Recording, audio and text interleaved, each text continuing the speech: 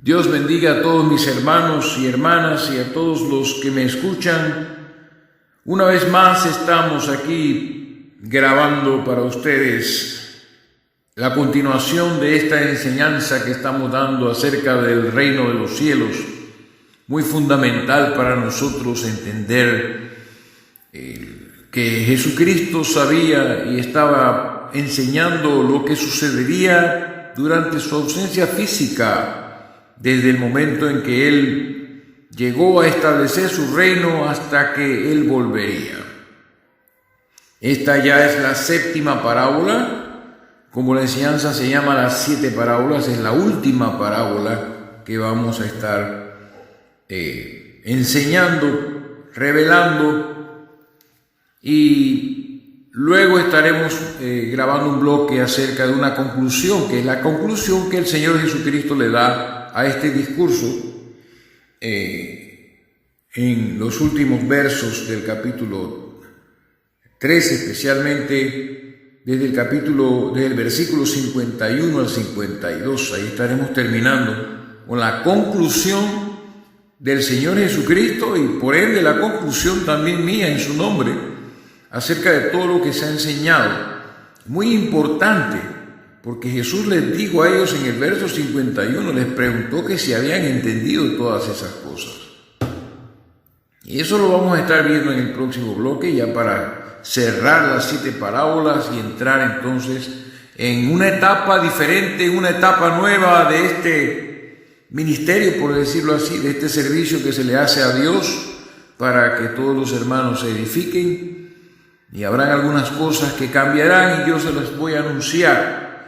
Pero en este momento pues vamos a abrir nuestras Biblias para comenzar este bloque, esta parábola a la cual yo le llamo la pesca. ¿Okay? Aquí los hombres han puesto aquí la red, pero yo pongo la pesca, ¿no? Que las redes no funcionan solas, tiene un pescador que tirarlas al mar. ¿Okay? Así que le he puesto la pesca, la parábola de la pesca. Leemos Mateo capítulo número 13, versículo 47. Leemos la escritura y dice: asimismo, el reino de los cielos es semejante a una red que echada en el mar recoge de toda clase de peces, y una vez llena la sacan a la orilla y sentados recogen lo bueno en cestas y lo malo echan fuera.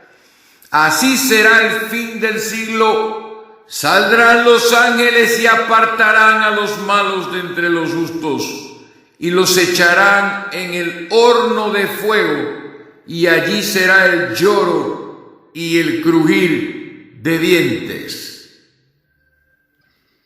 Ahora, para acompañar esa escritura, porque toda la Biblia es una sola unidad, vamos a leer unos versos curiosos e interesantes.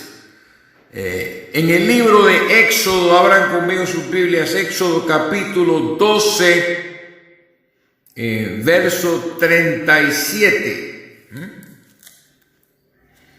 Capítulo 12, verso 37.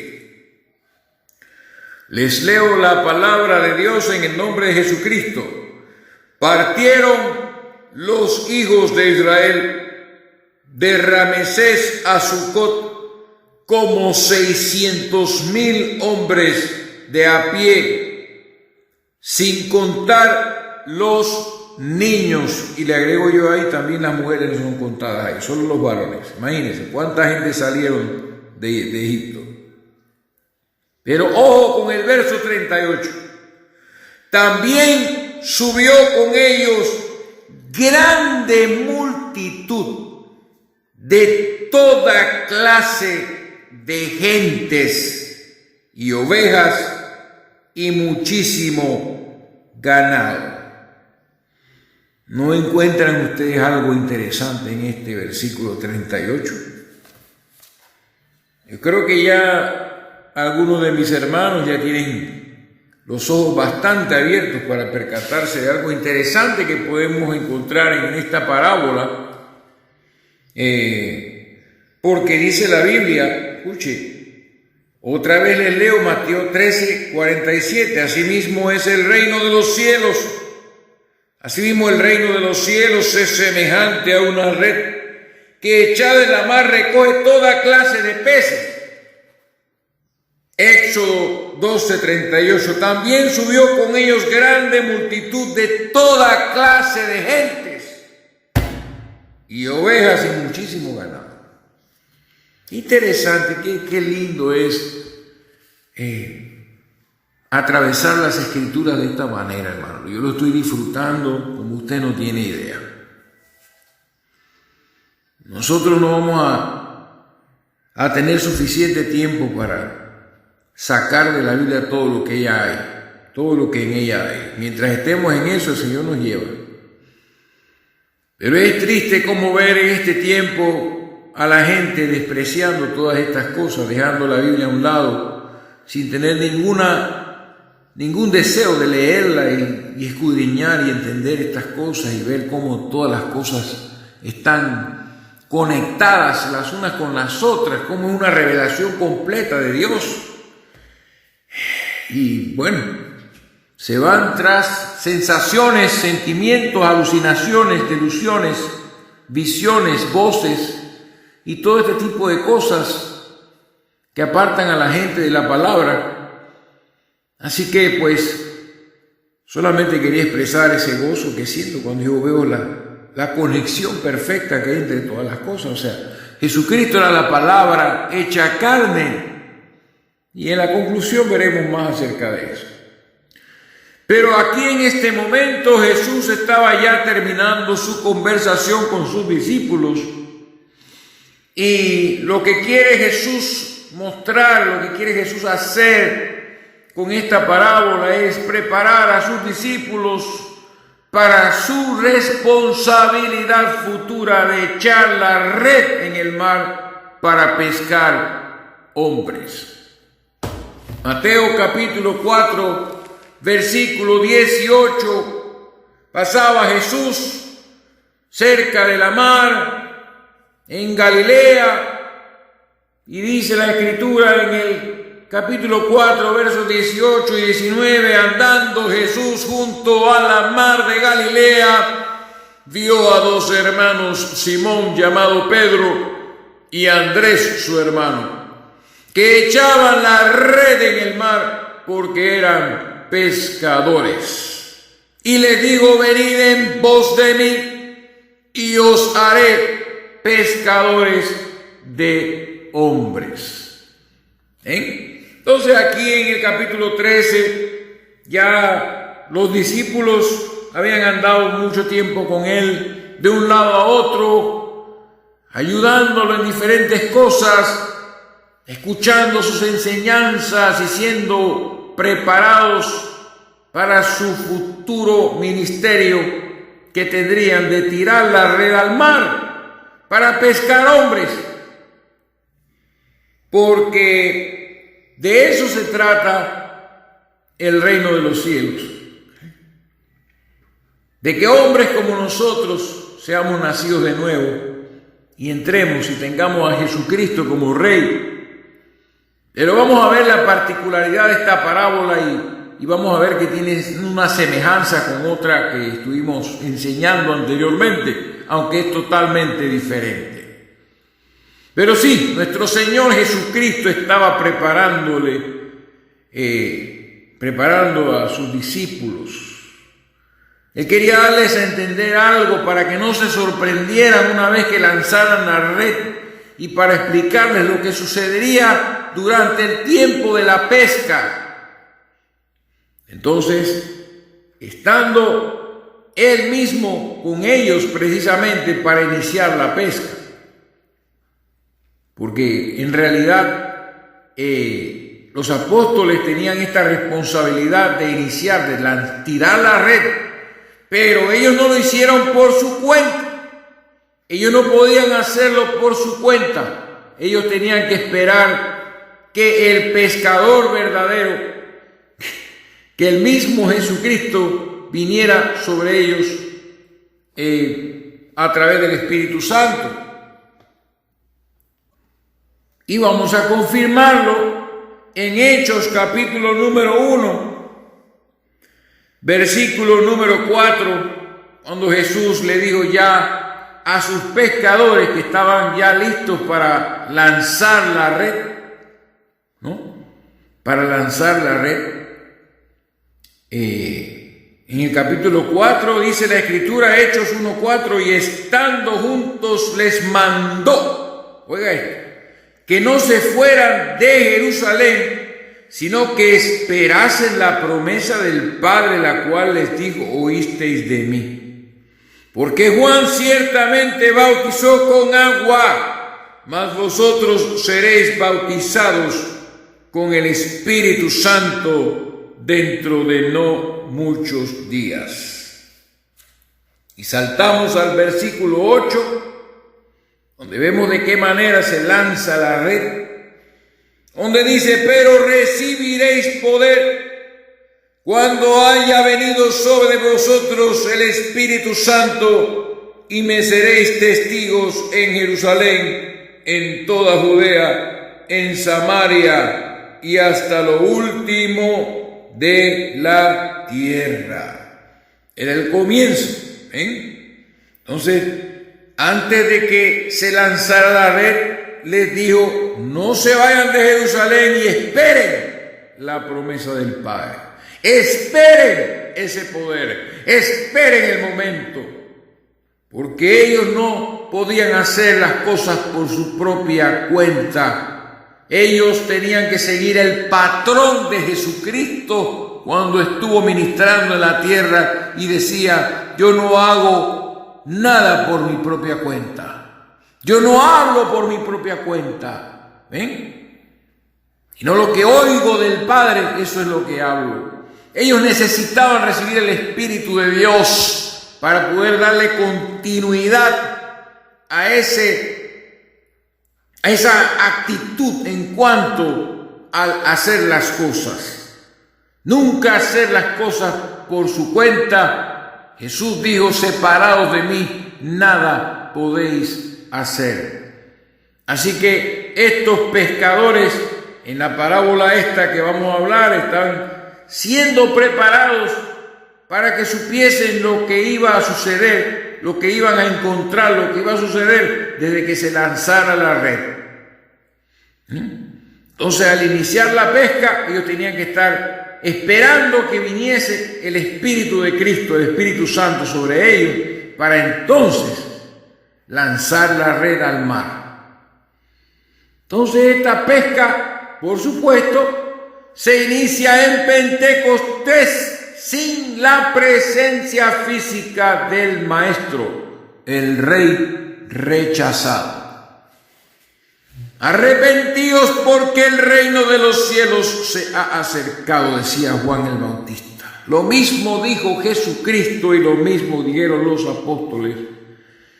Hasta el momento de Pentecostés, donde el espíritu de este rey rechazado vino sobre estas gentes que obedientemente esperaban la promesa del Padre para poder ser capacitados y autorizados plenipotenciariamente para representar al Rey en esta tierra y entonces iniciar así el establecimiento del reino de los cielos en este mundo en su forma espiritual.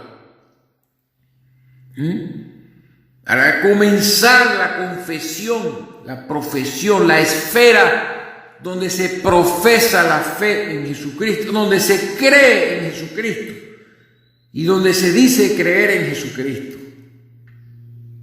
Una vez más, proféticamente, Jesús predice que a lo largo de su ausencia, o sea, desde Pentecostés, ausencia física, hasta el fin del siglo, que es la pesca, lo que dura la pesca, La duración de la pesca es desde Pentecostés hasta el fin del siglo. Él comienza a predecir que a lo largo de esa ausencia, el reino atraparía toda clase de seres humanos. El reino, y especialmente por medio de la predicación del Evangelio del Rey. Porque todos los predicadores en todas las edades, sean falsos o verdaderos, hablan de Jesucristo, ¿o no? ¿O me equivoco? Les encanta ese verso que dice: porque de tal manera amó Dios al mundo que ha dado a su Hijo unigénito, para que todo aquel que en él cree no se pierda, sino que tenga vida eterna. Todos predican el mismo Jesús. El mismo nombre es predicado.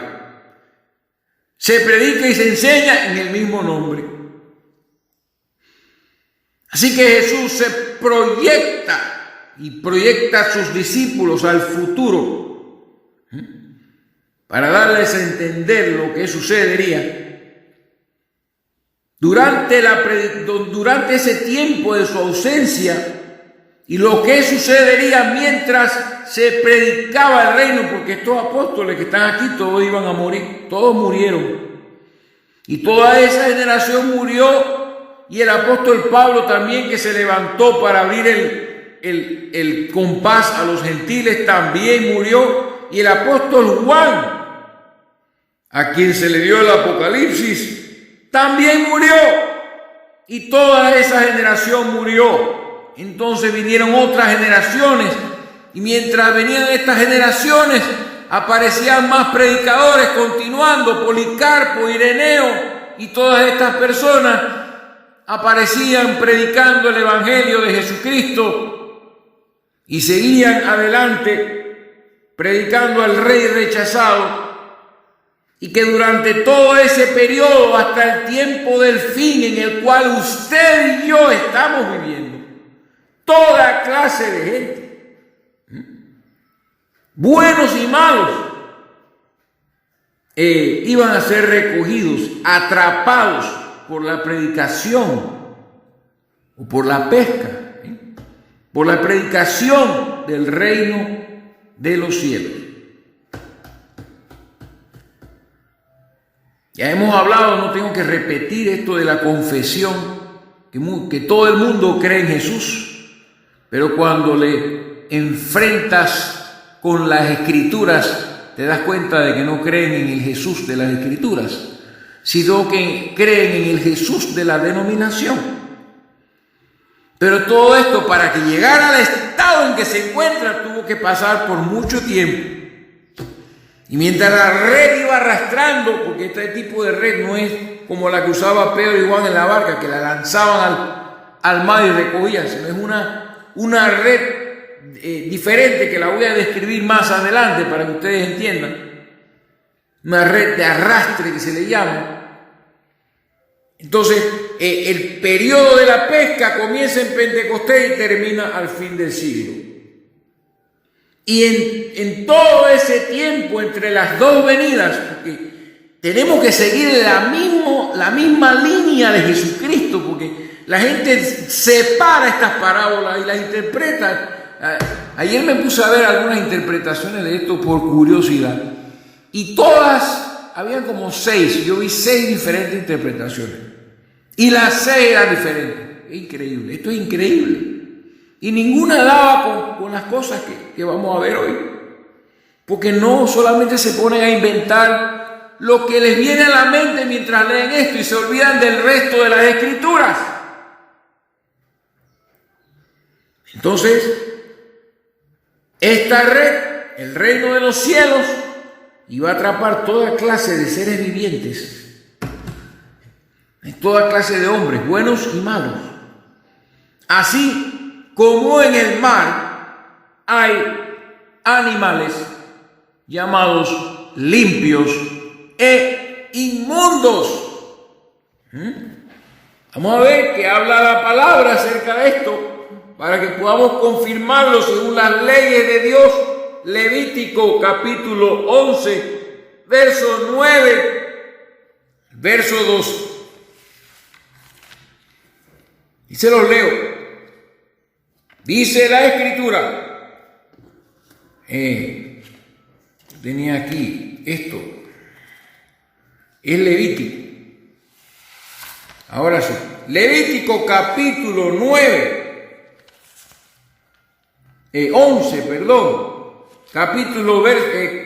Levítico capítulo 11, verso 9 al verso 12. Oiga esto.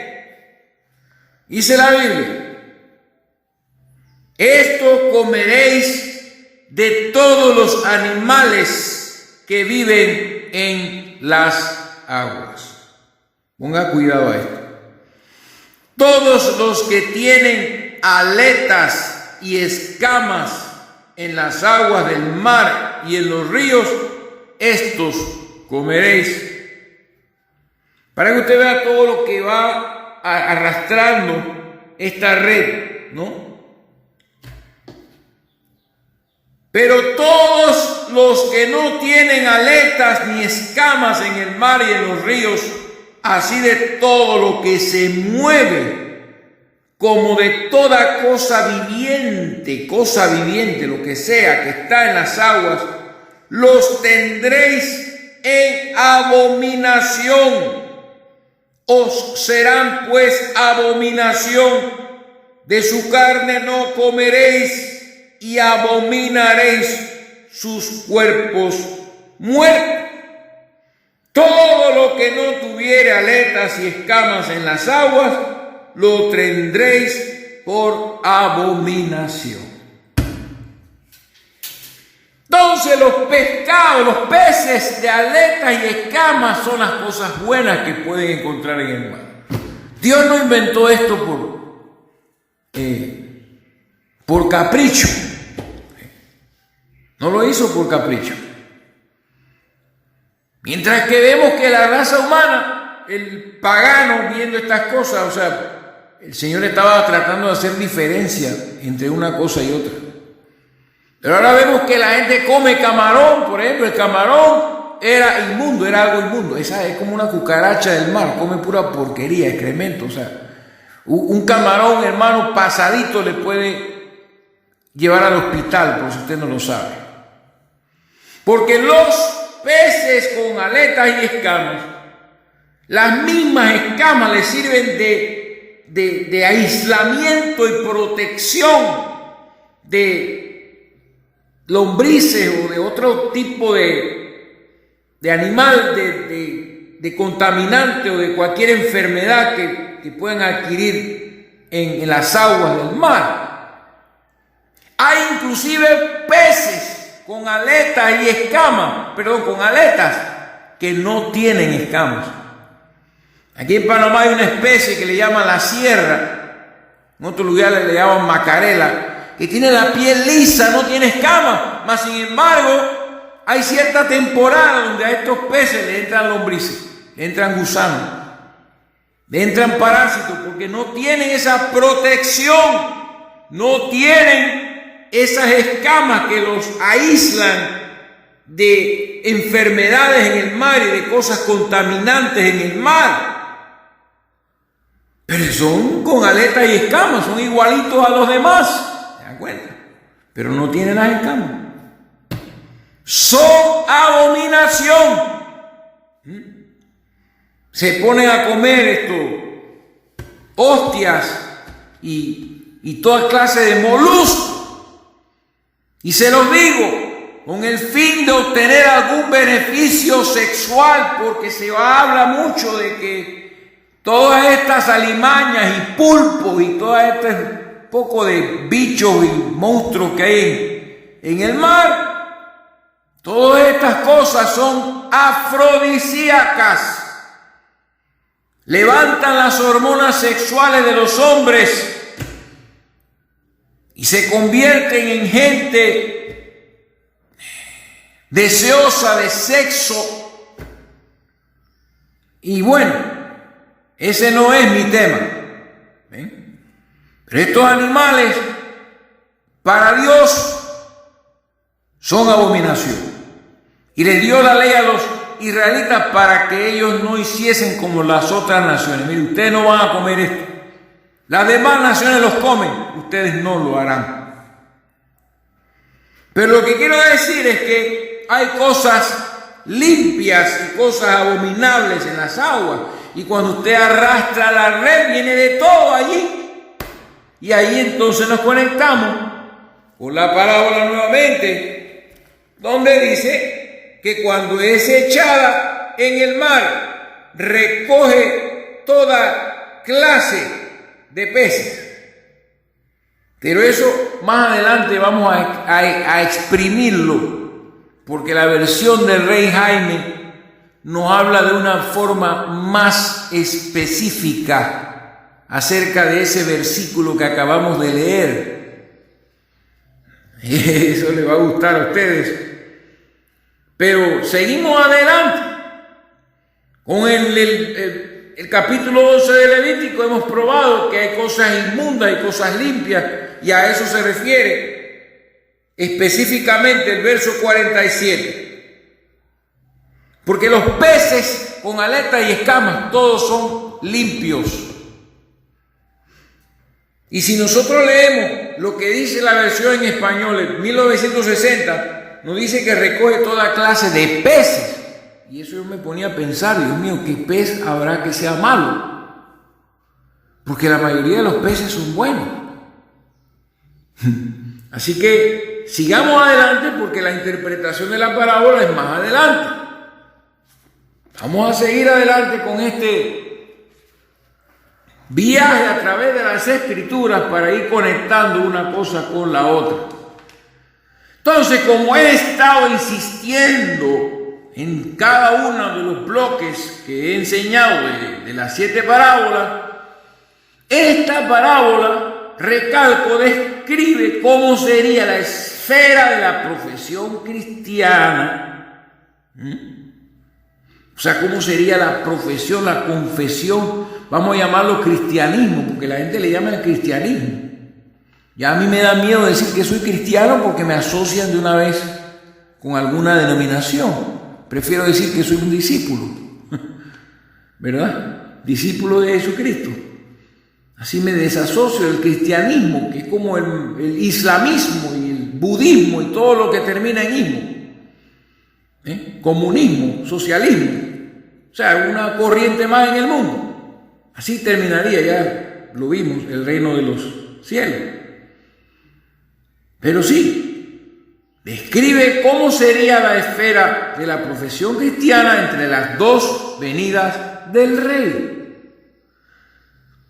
Entonces, aquí el Señor Jesucristo presenta esta parábola como una especie de conclusión para avisar que en el reino de los cielos, en el reino que Él iba a establecer, habría gente incrédula, habría gente perversa, habría gente abominable, habrían fornicarios, habrían homosexuales como los cardenales, muchos de ellos allá en Italia y todos estos lugares son homosexuales. Había toda clase de alimaña, hipócritas y de toda clase de cosas, divisiones, contiendas. Habría toda clase de cosas, de cosas. Aquí dice de peces, vamos a ver más adelante. Pero Él estaba avisando que habría toda clase de especies de cosas marinas del mar en medio del reino.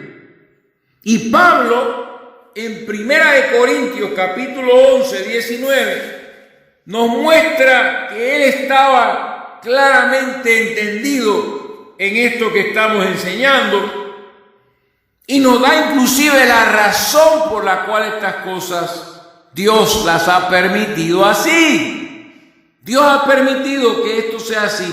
Él lo pronosticó porque era necesario que así fuera.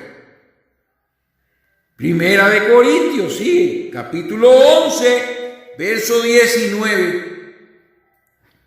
Dice la palabra del Señor, porque es preciso que entre vosotros hayan disensiones, para que se hagan manifiestos entre vosotros los que son aprobados.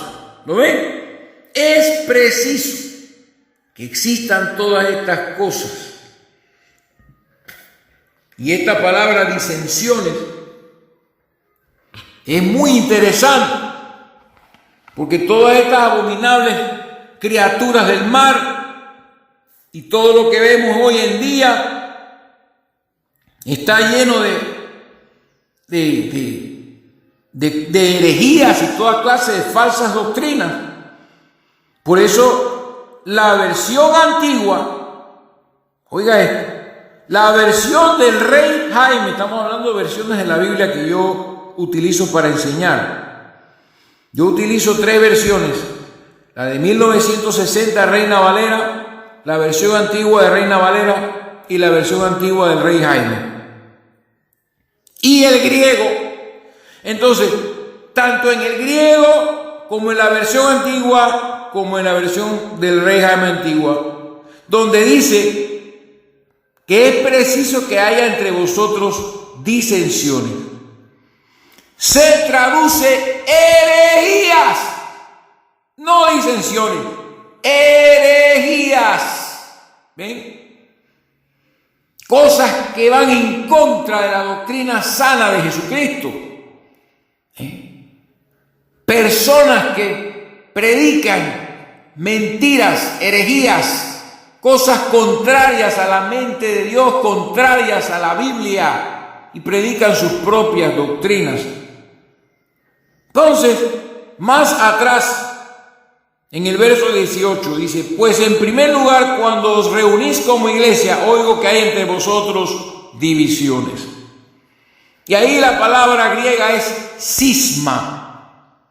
O sea, hay cismas. O sea, no son divisiones así comunes y corrientes, yo creo de una manera y tú crees en otra, sino que divisiones como las que vemos hoy, 33,000 denominaciones diferentes, ¿ven? Cuando debería ser una sola iglesia. Entonces, estos cismas hacen separación y suceden y son necesarios. Todos estos cismas con sus correspondientes herejías son necesarios para manifestar quiénes son los falsos, porque con la palabra de Dios se verifica quién es falso y quién es verdadero. Por eso es preciso que haya entre nosotros herejías, para que se haga manifiesto entre vosotros los que son aprobados. Y la versión antigua dice: a los que son probados. ¿Ven? Esto lo permite Dios para probarnos a nosotros, para filtrarnos a nosotros, para filtrar a los que son verdaderos, a los que son predestinados. Entonces es preciso que hayan herejías y, por supuesto, es preciso que hayan herejes, falsos apóstoles, falsos maestros, falsos doctores, falsos profetas, predicando a Jesucristo, pero no conforme a la Escritura, sino como les da la gana. Y tenemos ya ahora mismo que cada persona tiene su propia opinión y su propio criterio de Jesucristo, como si hubieran muchos Jesucristos. Y así está la situación hoy, precisamente como esta parábola nos está enseñando. Entonces, Pablo también estaba claro de estas cosas. En el reino habría toda clase de cosas, y era necesario que fuera así. Dios permite que eso sea así. Así como Dios permitió que la serpiente se acercara a Eva y la tentara. Entonces, en algunos aspectos, esta parábola tienen una semejanza con el trigo y la cizaña, que fue otro bloque que nosotros hablamos. Tiene alguna semejanza, lo de la separación, ¿verdad? En el trigo y la cizaña se habla de que hay trigo y hay cizaña, pero en la parábola del trigo y la cizaña, la diferencia enorme que hay es que en la parábola del trigo y la cizaña se hace énfasis en la presencia, acción y operación de Satanás en el reino. Las primeras 4 parábolas nos hablan de las operaciones de Satanás. Y yo quiero que ustedes entiendan que las operaciones más importantes para Satanás ocurren dentro del reino de los cielos, dentro del reino de la profesión del cristianismo. A él no le interesa lo demás. Él tiene sus principados, potestades, gobernadores de las tinieblas y malicias espirituales en los aires a su servicio y bien organizados para ocuparse del resto de las cosas. Pero a él le interesa el cristianismo. Tanto así, o sea, que esto es una cosa que la gente no puede entender.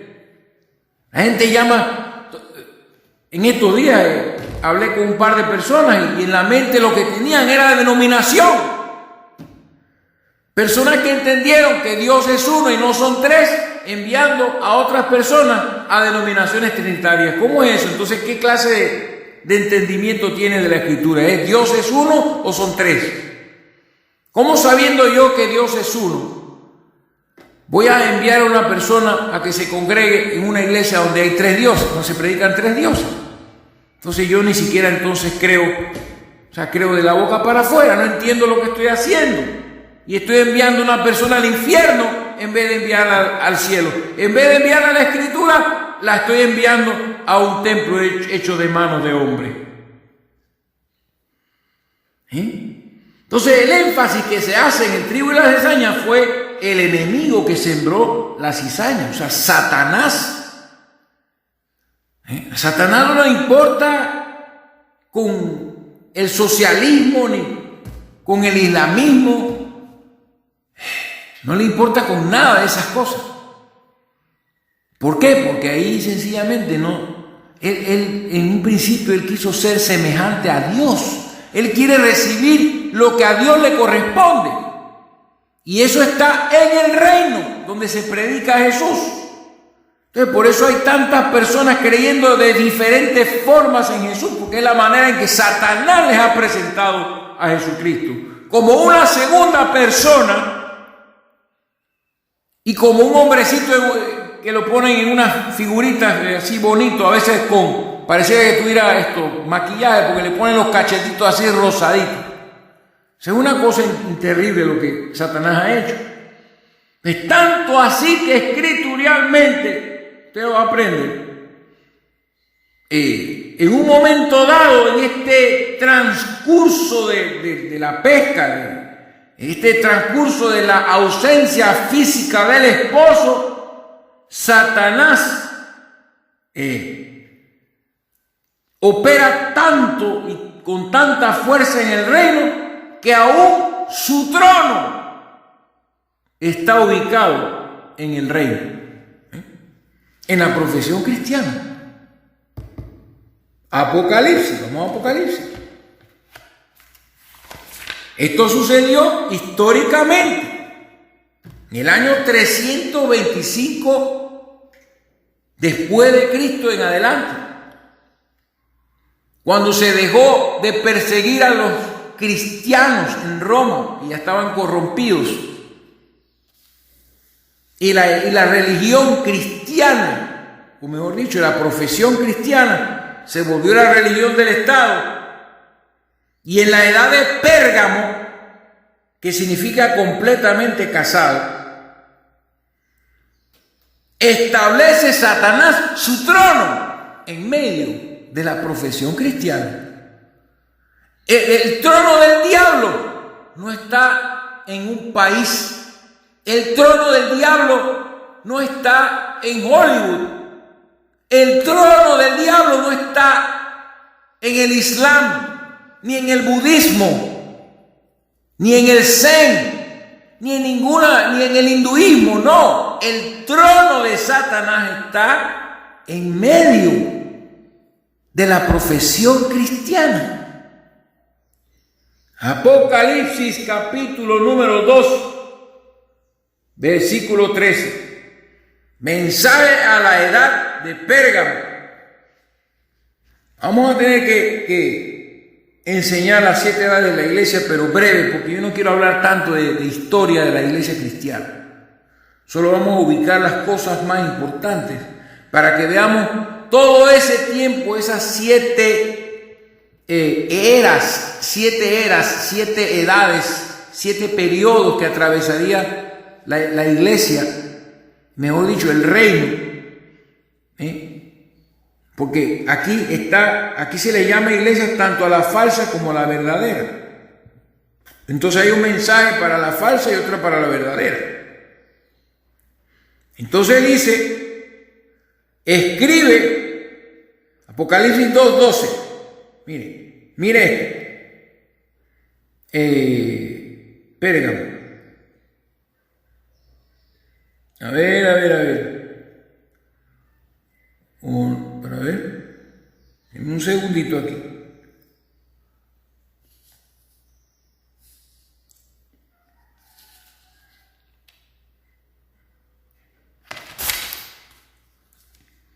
Apocalipsis capítulo 2, versículo 13. Así es que lo tenía enfrente de mi rostro y no lo veía. ¿Qué pasa conmigo?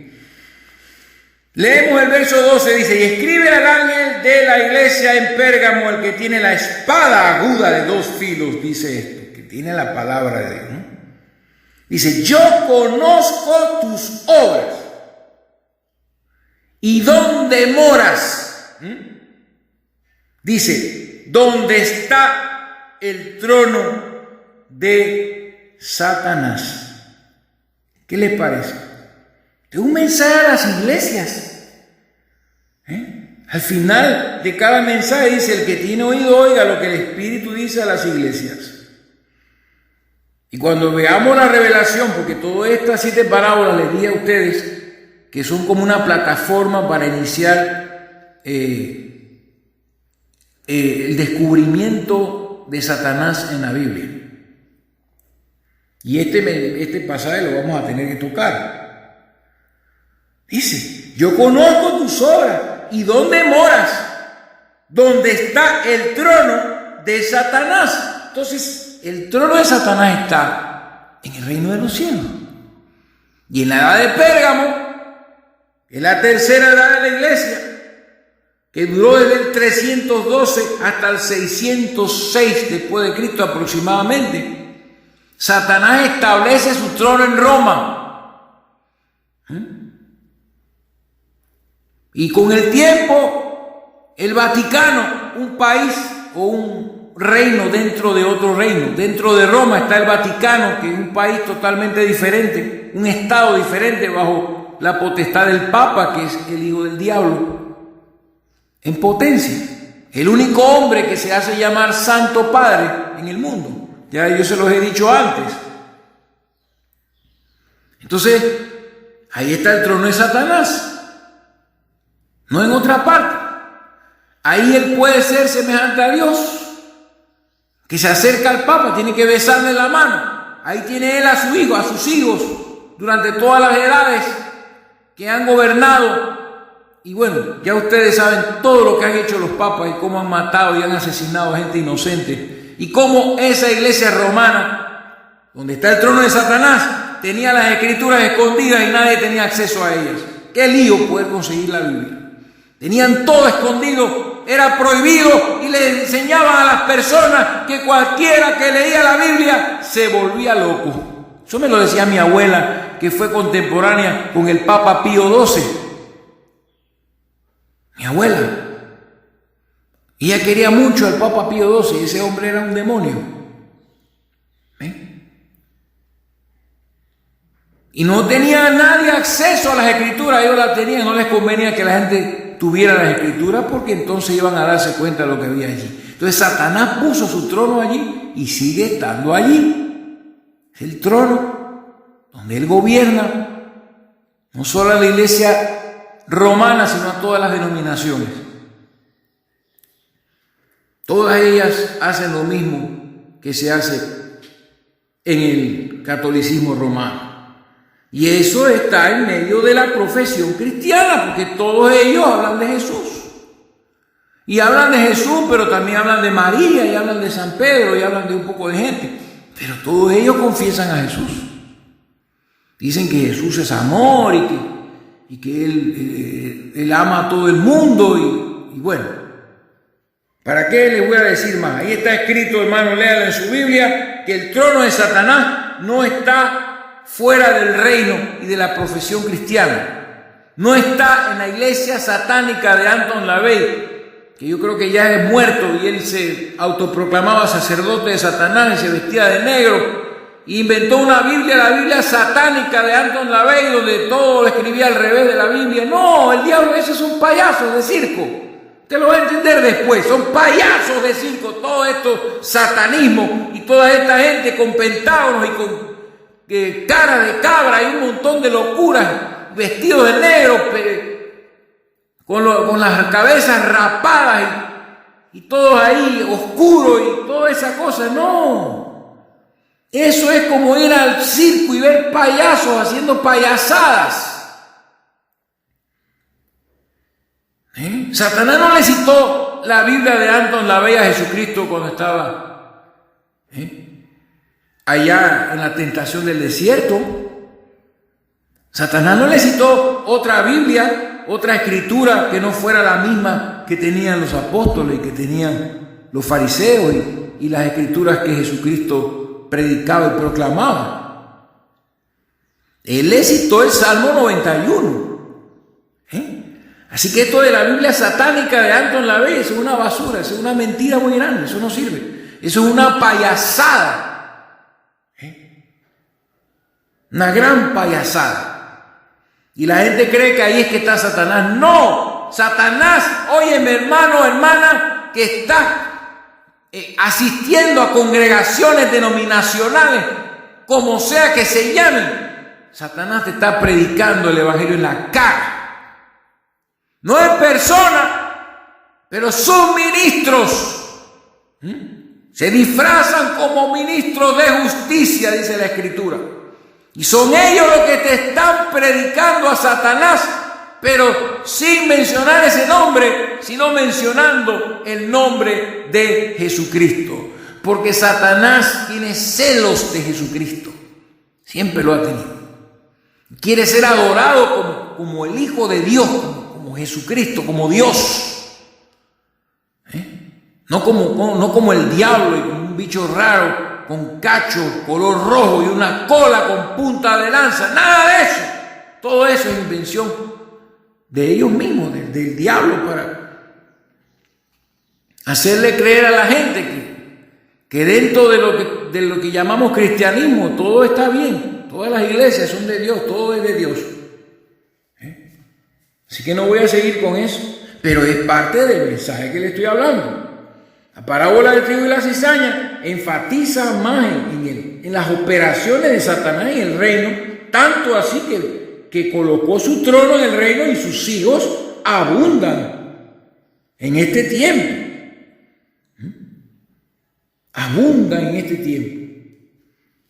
Porque todo el tiempo, dentro de la confesión cristiana, los hijos del diablo han perseguido a los hijos de Dios.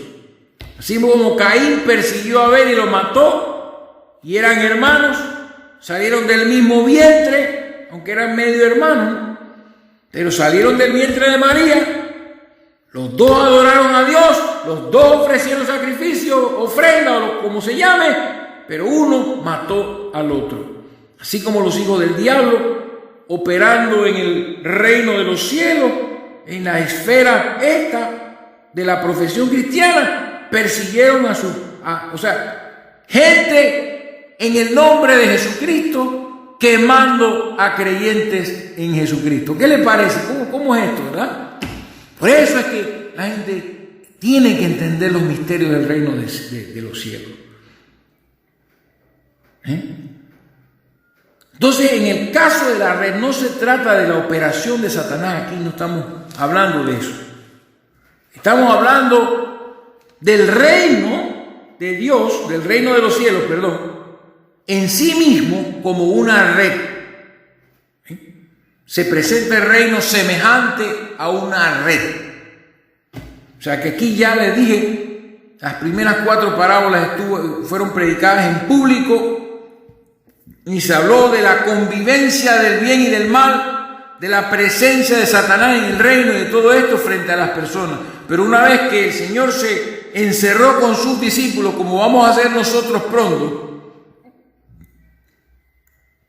entonces Él comenzó a hablar del tesoro, de la perla, y esto de la pesca.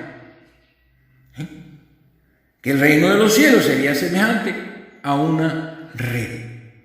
Y esto, como toda cosa que predicó Jesucristo, muchos no lo quieren creer porque no conocen a Jesucristo. Toda cosa que predicó Jesucristo tiene un antecedente en el Antiguo Testamento. A la gente le cuesta creer que todo lo que se habla en el Nuevo Testamento tiene un antecedente, tiene una prefiguración y una representación en el Antiguo Testamento, hermano. Le cuesta creer, les parece una herejía, una mentira, un engaño. Y prefieren creer lo que les enseñan en su denominación acerca de las cosas que se hablan en el Nuevo Testamento.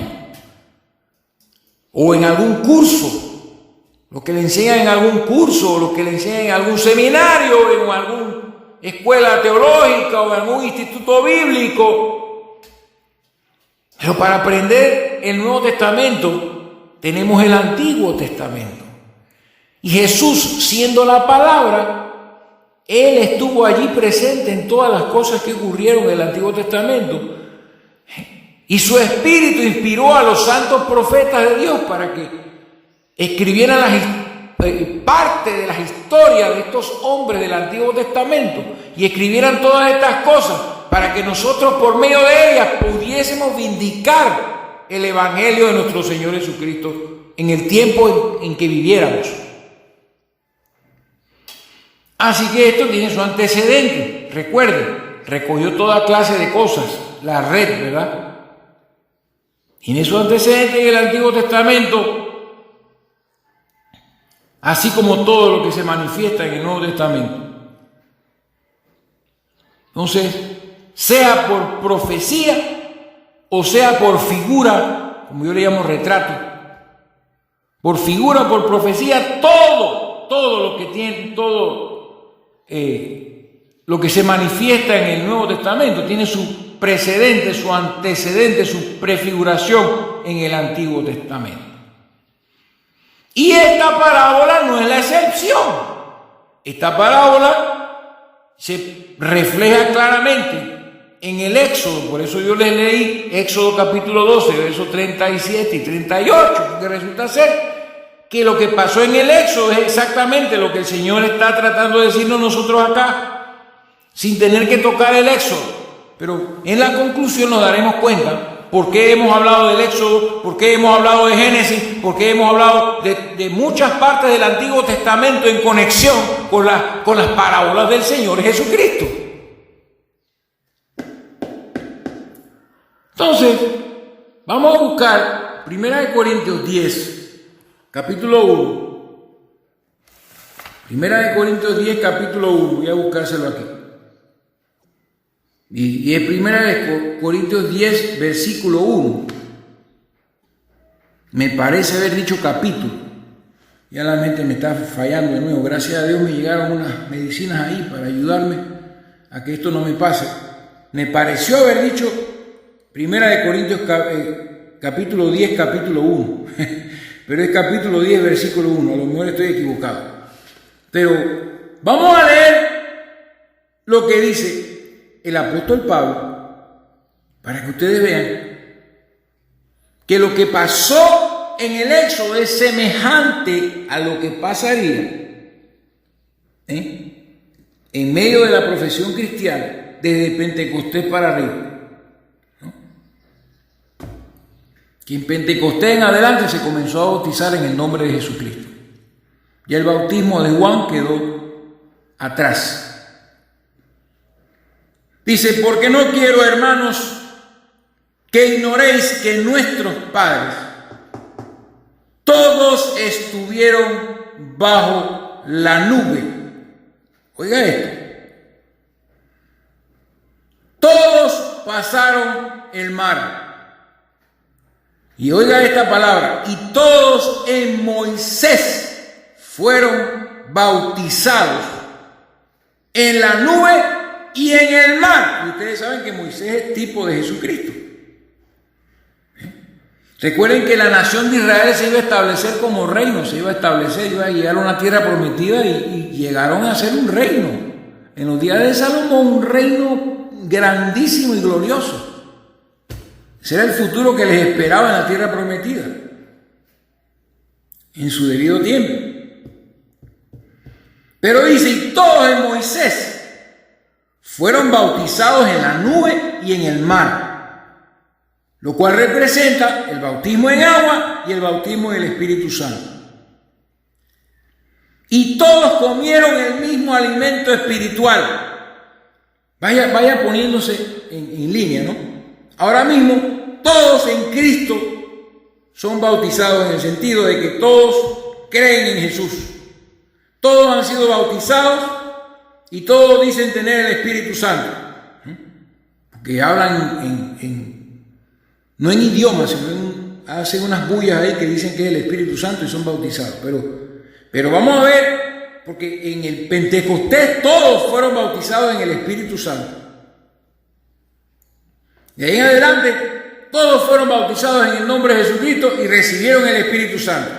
Y todos comieron el mismo alimento espiritual, que era el maná que venía del cielo. Todos recibieron el mismo evangelio del reino al principio, el mismo evangelio. Mire, estamos haciendo la comparación. Y todos bebieron la misma bebida espiritual, porque bebían de la roca espiritual que los seguía, y la roca era Cristo. Figuradamente, la roca que los seguía era representativa de Jesucristo, y bebían de la roca espiritual que los seguía. Bebían de la misma roca, comieron el mismo alimento, así como ahora en el reino, todos reciben la misma Biblia, todos tienen la misma Biblia, aunque ya el diablo se ha apoderado de la Biblia, que hay como 300 traducciones, estoy exagerando, pero hay traducciones y traducciones y traducciones, yo no sé por qué. Que ni los fariseos eran así, que tenían una sola versión de sus escrituras. Pero ahora hay no sé cuántas, hay como 20 traducciones en inglés, en español hay como 15, y bueno, el asunto es que cada quien quiere sacar una traducción nueva, como si eso fuera lo que nos va a nosotros salvar. Entonces, ¿qué dice? En pocas palabras, todos fueron bautizados en el mar, todos vieron las señales que Dios hizo en Egipto, todos bautizados en Moisés, ¿no? Las señales de Moisés, todos bautizados en la nube y en el mar, todos comieron el mismo alimento espiritual, todos bebieron la misma bebida espiritual, porque bebían de la roca espiritual que los seguía, y la roca era Cristo. Pero de los más de ellos, de la mayoría de ellos, no se agradó Dios, por lo cual quedaron postrados en el desierto.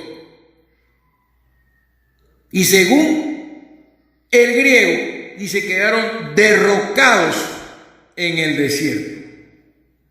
Mas estas cosas, escuchen, sucedieron como figura. Ejemplos, dice aquí. Pero en el griego dice figura. Advertencia, tipos. Sirvieron como figura, como prefiguraciones, advertencias y tipos para nosotros, para que no codiciemos cosas malas como ellos. Y sigue ahí diciendo lo demás.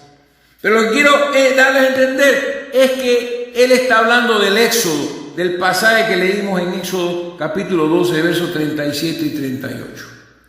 Termino aquí el mensaje número 1.